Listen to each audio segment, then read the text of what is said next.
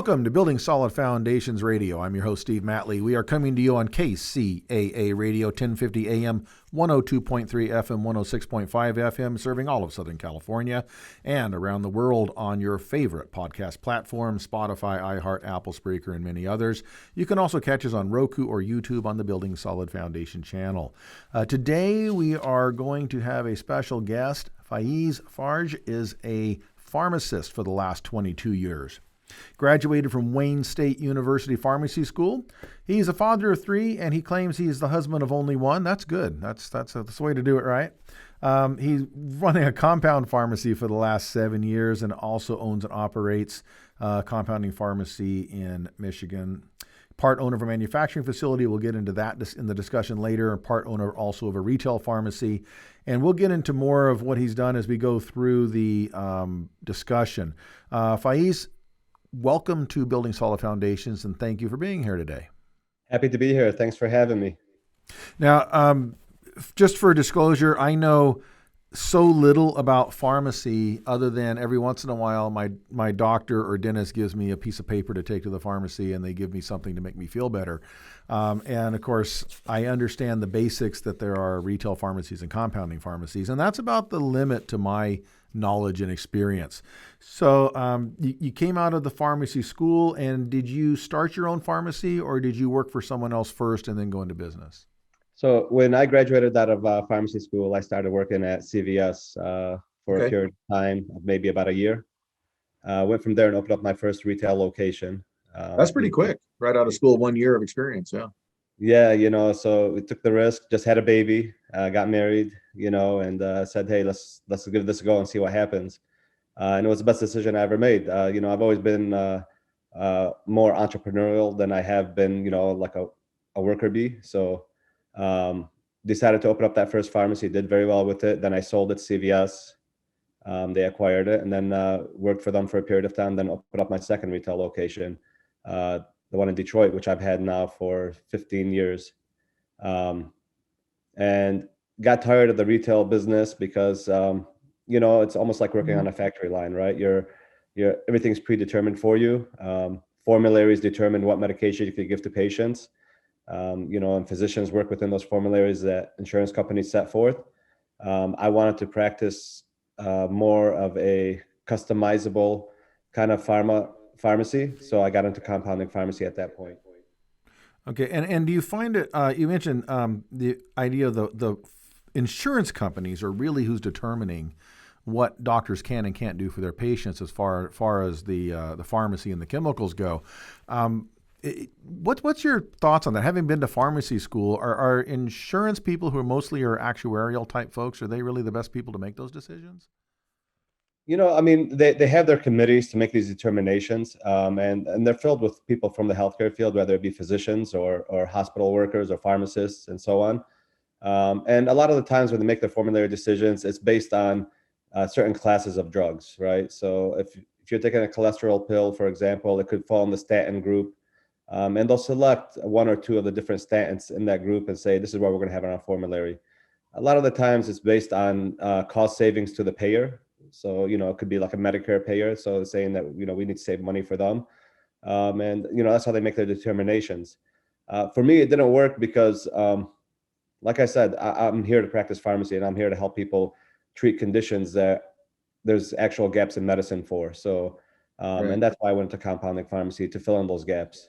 Yeah, that's always been my frustration with the healthcare in general. Is it seems to be based mostly on statistical averages, and unfortunately, not one of us as a human individual is a statistical average.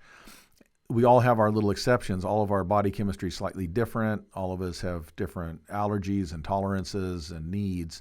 So that's always been problematic. And again, everything works kind of on actuarials, which is what is the highest point of the average for the most people, because this is how we make our decisions. And I get that from a certain point, from trying to regulate things so we don't have rogue people out there hurting people.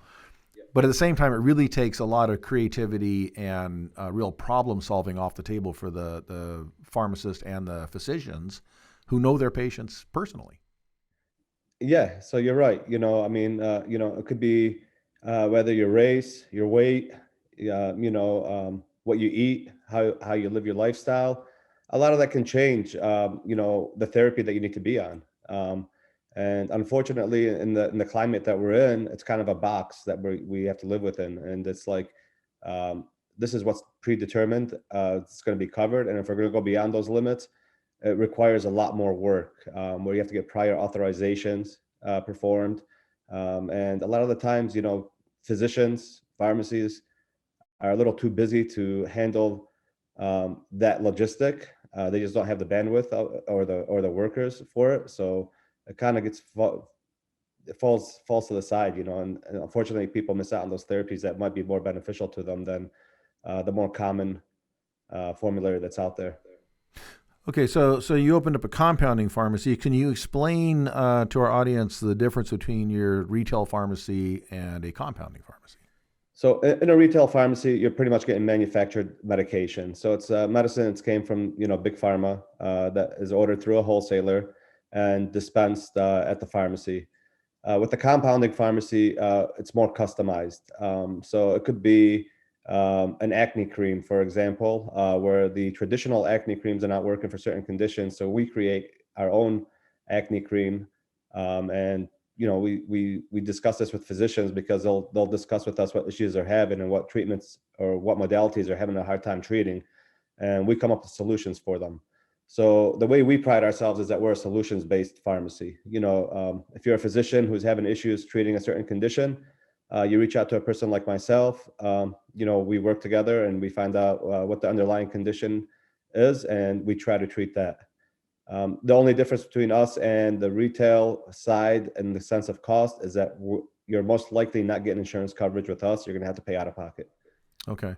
So your standard CVS, Walgreens, Rite Aid type place, the pharmacists back there aren't working with mortars and pestles. They're not mixing up lotions. They're basically taking out of large boxes and bottles and putting into smaller boxes and bottles.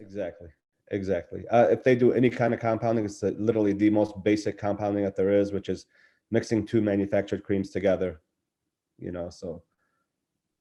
All right, and everything else is just get the box, count out the pills according to what the doctor said, put them in a bottle, put a label on it, and that's pretty much it. In the compounding pharmacy, you're actually taking the more raw materials and actually producing lotions, pills, ointments, whatever is needed based upon what you and the physician have figured out might be the best thing to help somebody with a certain ailment. Exactly. Yep. Okay. And as you mentioned, you aren't able to take insurance. Why does the compounding pharmacy not able to take insurance? Insurance has stopped covering compounds, I would say almost a decade ago. They just removed that out of their formularies. So it's just something that's not covered. It's become common knowledge across the industry, and patients are accustomed to it and they've accepted it. So we'll try to bill insurance if a patient asks us to, but we already know that 95 to maybe 98% of the time it's not going to be covered. So, but we'll attempt it for them. And if we get coverage, great. If we don't, we try to give them a competitive price to where it's not over the top, or breaking the bank. Okay. And you mentioned you have you're part owner. You own a compounding pharmacy, but you're also part owner of a retail pharmacy currently. Is that correct? Yep, that's the retail pharmacy I've had since 2007. I have that with my business partner. He manages and operates that. I manage and operate the compounding pharmacy.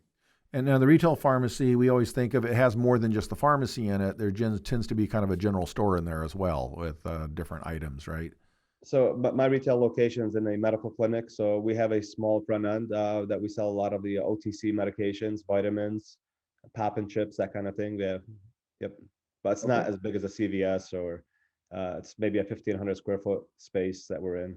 Okay, so you're actually servicing the doctors who have the offices there in that complex then? That is correct. And we also service the community. We're in the middle of a community in central Detroit. So we tend to service the patients in that area also. A lot of them tend to walk over to our pharmacy and fill their prescriptions with us.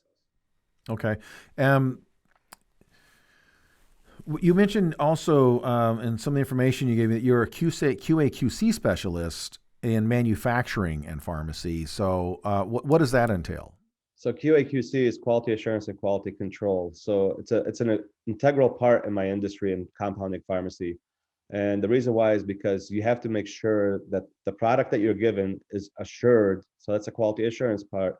It is what it is, and it's effective for the patient. On the quality control side, it's the in-between stuff. So we're making sure that the cream is the right color, right consistency, that the technician weighed out the powders properly, and so on. And this allows you to backtrack if you have an issue with let's just say a cream. It allows you to backtrack and determine where it may have failed and why that occurred. And then, so QAQC is probably the most important part to my industry than anything else, than even developing the formula itself. Okay, and it goes beyond just making sure that what you sent out was effective. It also is making sure that what you sent out is safe. Is that correct? Patient safety is the number one key to anything that we send out. Okay, yeah, I always think of that. There's a scene in that old Christmas movie from years ago, It's a Wonderful Life, where the little kid who's helping the pharmacist stops him from delivering the wrong pills to somebody that would have killed him, right? So yes, exactly. Yeah, so yeah, I always think of that scene. We're gonna have to take a short break, and when we come back, I want to get into talk a little bit about what a GPO is and what your involvement in that is, and we'll get into a couple of other things related to pharmaceutical work and why you got into that in the first place. This is Building Solid Foundations Radio. My guest today is Faiz Farj. He is a pharmacist, and we will be right back after this.